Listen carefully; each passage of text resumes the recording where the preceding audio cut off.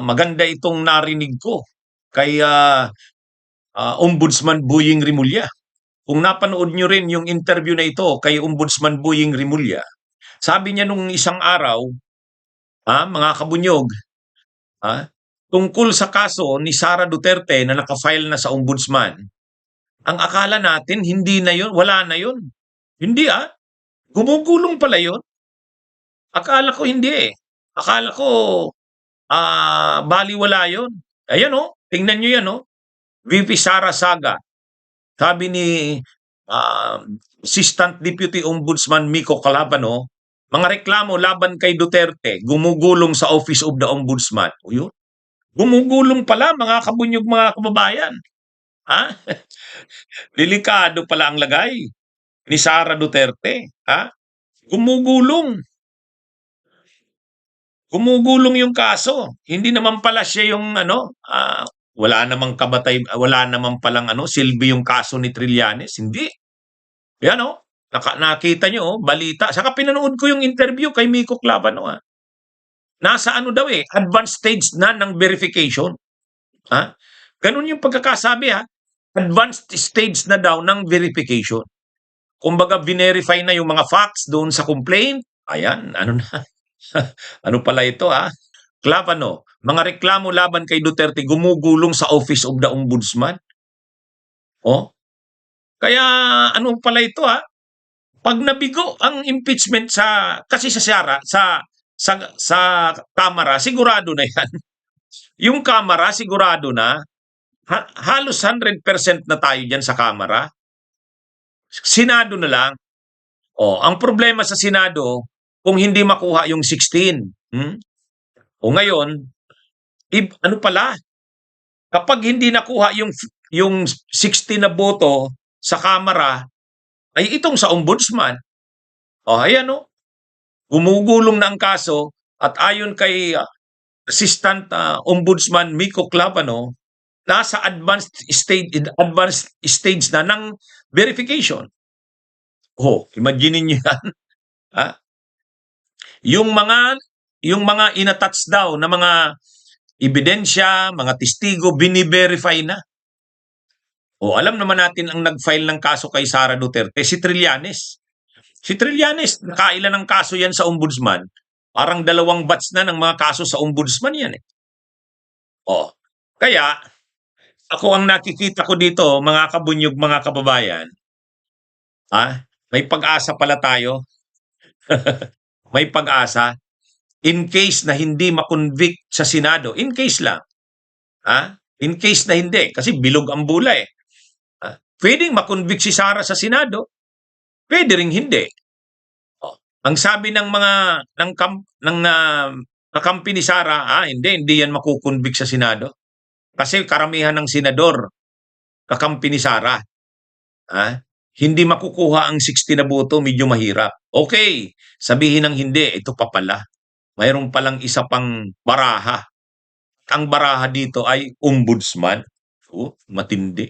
At ang Ombudsman pala, matapos mag-file si Trillanes, hindi naman pala binaliwala yung mga kaso. Nag-iimbestiga ang Ombudsman. Nasa advanced, ang term ganito nasa advanced stage na ng verification. Yan mga reklamo laban kay Duterte gumugulong sa Office of the Ombudsman. Ma'am, ano ito? Mga kabunyog.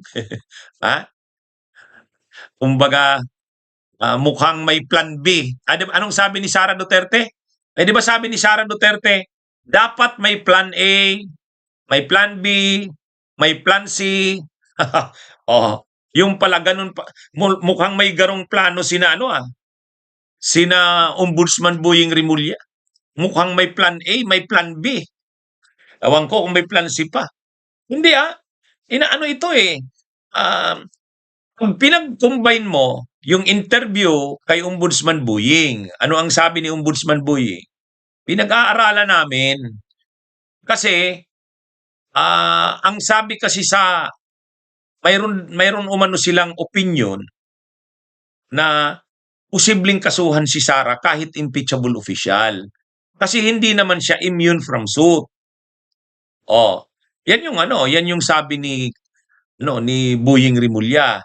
Tapos ngayon, ito naman si Clavano, gumugulong na ang kaso ni Sara. Kumbaga nasa advanced stage na daw ng verification. O, ano yan? Kumbaga, hindi pala nakakasiguro ang kampo ni Sara. Kaya siguro ngayon, ano no, napanood nyo yung ano sa Davao? Mayroon akong ano, yung birthday ni Duterte kahapon. Nakalaman ngayon sa balita, ang sabi sa balita, ha? Ito, oh. Kababasa ko lang, oh. Pinoproject na daw si Baste Duterte sa national. Ha? Alam nyo, napanood ko rin yung sinabi ni Baste Duterte. Ito, oh, Baste Duterte signals 2028 run, calls for change. Ang sabi ni Duterte, we will reclaim. Ano yun, ganun ha? Ganun yun.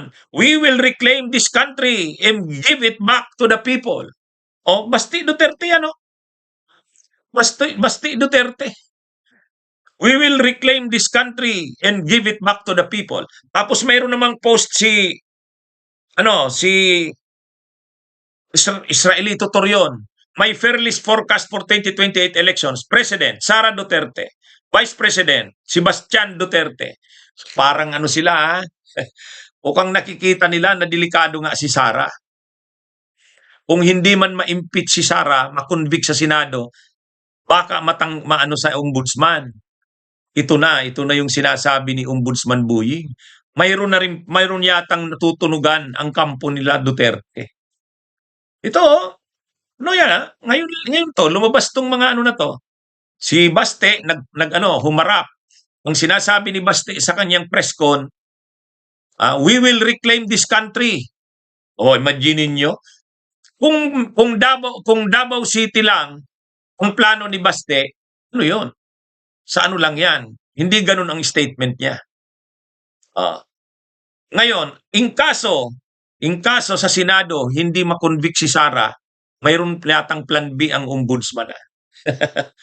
Kasi gumugulong yung ano, gumugulong pala yung kaso kay Sara Duterte. Delikado. Ano, mga kabunyog, mga kababayan. Ha? Alam niyo naman si Ombudsman Buying Rimulya. 'Di ba? Ano ba si Ombudsman Buying Rimulya? Sabi ni Ombudsman Buying Rimulya, no tungkol dun sa pag-aresto kay Duterte, tinanong ng media, anong sabi ng media? Bakit po nagbago ang inyong stand tungkol kay FPRRD? Ay di ba sabi niyo noon, hindi niyo isusurrender sa ICC? Bakit kayo nag-cooperate na sa ICC nung bandang uli? Sabi ni Ombudsman Buying Rimulya, ay wala eh. Nagbabago naman talaga ang panahon eh. Di ba? O, ganun yung sagot ni Ombudsman Buying. O, ito. Ang ginagawa ngayon, sinusulong yung impeachment ni Sara. Sa Kamara, makakalusot yan. Pagdating sa Senado, halimbawang hindi makonvict si Sara, anong plan B? O, kasi sabi ni Sara Duterte, dapat mayroon kayong plan A, plan B, plan C. O, ito. Yung plan A, impeachment.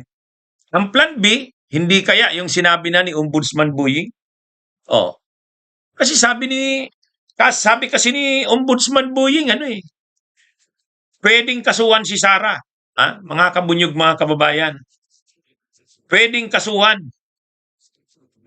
Yun ang kanilang, may opinion silang nakuha na ganon. May opinion silang nakuha na ganon. Pinupurso nila kung pwede nga. Dahil ang presidente lang naman ang immune from suit. Ang vice president, hindi naman. So pwede siyang kasuhan ng ombudsman. Pag kinasuhan ng ombudsman, criminal case yan. Di ba? Criminal case yan. Hindi sa akin galing yun, ha? Oh, sasabihin na naman yan, wala akong resibo nun. Mayroon.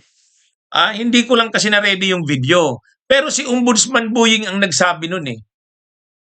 Pinag-aaralan namin kasi ang presidente lang naman ang immune from suit. Ang vice president, hindi eh. Oh, so pwedeng pag-aralan na makasuhan. O yun, matindi yan. Ano yan? Ngayon, ang kampo naman ng Duterte, biglang pinofloat ngayon si Basti Duterte. Yung press con, si Basti Duterte yung nagsasalita, ah, sabi ni Basti, we will reclaim this country. Oh. Tapos ito naman si Torion, Sara Duterte daw, President, Basti Duterte, Vice President. Anong ibig sabihin yan? Nagpa-plan B talaga sila. Bunyog, bunyog, halikan na kasama ka. Bunyog, kapag buklod ay may pag-asa. Luzon, Visayas, Mindanao, isa ang pananaw. Sa bagong Pilipinas ang bunyog isisigaw. Bunyog, bunyog.